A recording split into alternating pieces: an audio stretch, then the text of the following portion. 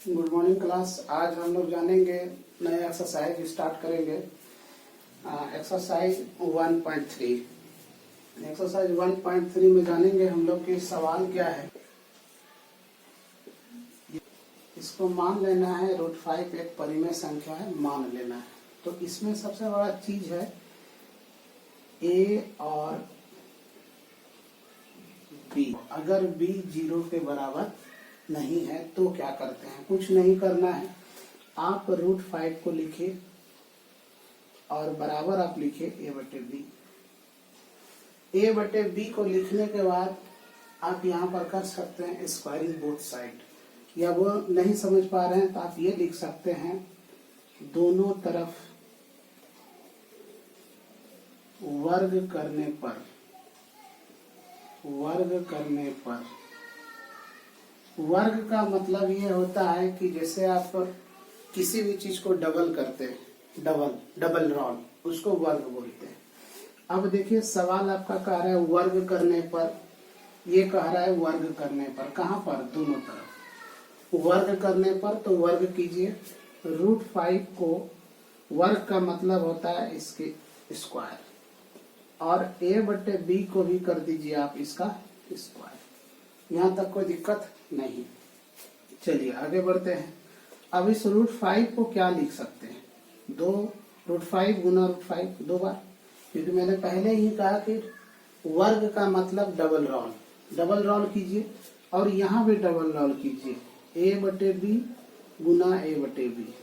यहाँ तक तो सिंपल है, कोई दिक्कत नहीं होनी चाहिए आपको। चलिए अब इसका एक सूत्र होता है, किसी भी संख्या का अगर सेम रूट है, यानी √5 √5, √6 √6, √3 √3, √2 √1, सो etc कुछ भी हो, दोनों का संख्या सेम हो और डबल रॉल हो, तो क्या करते हैं, इस दोनों को जब आपस में गुना करते हैं तो रूट हट जाता है। ये बच गया ओनली 5। यहीं पर समझने की बात है, रूट हट गया। अब आपके आगे क्या आ गया? यहाँ देखिए a² / b²। यहाँ तक समझ गए? जब कुछ नहीं रहे तो बटे 1 माना जाता है। अब आप इसको सुने होंगे कि कुछ नहीं अगर रहे, बराबर के दो साइड कुछ रहे तो उसको क्रॉस मल्टीप्लिकेशन का यूज करते हैं, यानी कि देसी भाषा में समझिए कोना कोनी गुना करते हैं। तो कोना कोनी गुना, इसको इधर से कर दीजिए और इसको इधर से कर दीजिए। तो इसको इधर से अगर करते हैं तो ये क्या हो जाता है आपका 5b²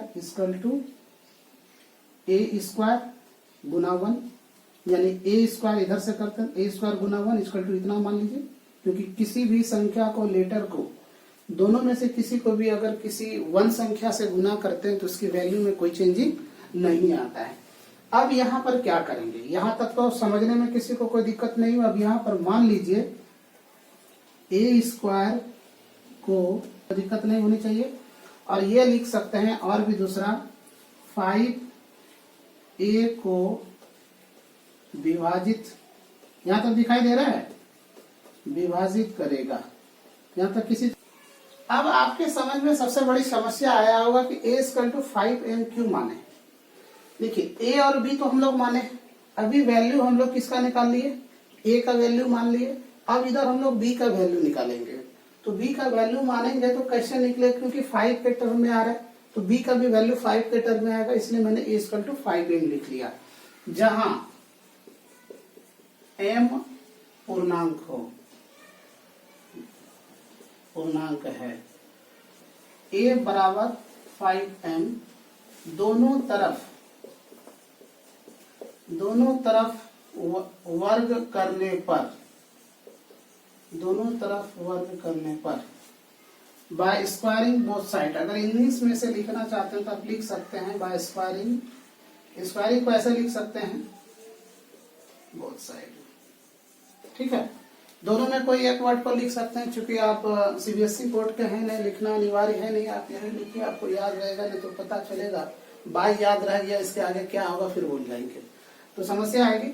आप देखिए ये क्या कर रहा है, दोनों तरफ वर्ग करने पर, ये दोनों तरफ वर्ग करने पर, तो वर्ग कीजिए। आपने देखा यहाँ पर वर्ग कैसे किया जाता है। चलिए वर्ग करते हैं, a का वर्ग किया और ये 5m का वर्ग किया।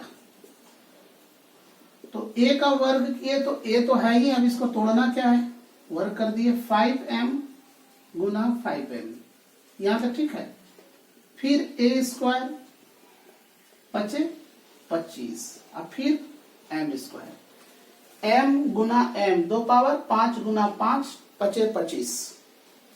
अब क्या करना है, by putting value in a, अगर a का मान बैठाया जाए तो क्या होगा। देखिए आपका a का मान क्या निकला है, ये निकला है a का a स्क्वायर का मान रखने पर। देखिए ये सब आप सवाल जब बनाएंगे तो नहीं भी लिखेंगे तो चलेगा, अगर आपको आता है कि हम हल कर लेंगे तो जरूरी नहीं है लिखना, लेकिन मैं बारीकी से इसलिए लिख रहा हूं ताकि आपको कहीं पर कंफ्यूजन ना हो कि इसके बदले ये आया कहां से, ये दिक्कत का सामना ना करना पड़े। चलिए देखते हैं ए का वैल्यू आपका क्या है। देखिए ए का वैल्यू यहाँ पर क्या है 5b स्क्वायर, यहाँ पर आप इसके बदले लिख सकते हैं 5b स्क्वायर बराबर 25m का स्क्वायर बचे 25। और एक चीज ध्यान रखिएगा, गलतियां मैथमेटिक्स में ये भी होता है कटाने में। अब क्या गलती होता है कि अगर 25 कटा रहे हैं, ये 5 अगर इधर लिख दीजिएगा तो आपका सवाल 0 हो जाएगा। आप जिधर बड़ी संख्या होती है, छोटी संख्या से बड़ी संख्या को कटाने के बाद जो डिजिट आता है यानी शेषफल आता है, उसको बड़ी संख्या की तरफ लिखा जाता है। तो आपका यहाँ पर क्या बच गया, b square equal to 5m square, अतः 5b स्क्वायर को विभाजित करता है। अतः फिर देखिए यहाँ का प्रोसेस 5a को विभाजित करेगा, तो यहाँ पर लिख सकते हैं 5b को विभाजित करेगा। यहाँ तक तो कोई दिक्कत नहीं होनी चाहिए, ठीक है, विभाजित करेगा। और ये भी आप जानते हैं कि आपको पहले मान्यता गलत है कि √5 एक परिमेय संख्या है। अतः देखिए मैं यहां पर लिख देता हूं, आप लोगों को दिक्कत नहीं होगी, ठीक है, आप समझ लीजिएगा। लास्ट आंसर है अतः √5 एक, सवाल में क्या लिखे हैं, अपरिमेय संख्या है। अपरिमेय दिख रहा है, यहाँ पर नहीं दिखता होगा, इतना ऊंचाई में नहीं दिखता होगा, चलिए मैं नीचे कर देता हूं। अतः √5 एक अपरिमेय संख्या है। ये क्या हो गया, आपका प्रमाणित हो गया, मैंने साबित कर दी, ये आंसर हो गया। किसी तरह की दिक्कत नहीं होगी। आप इस सवाल को अच्छे से लिखिए, आप अपनी कॉपी में नोट कीजिए। अगर समझने में कहीं पर दिक्कत आए तो आप कमेंट्स कीजिए, मैं आपको अगले टॉपिक में जो अगला क्लास होगा वो मैं आपको बताऊंगा। और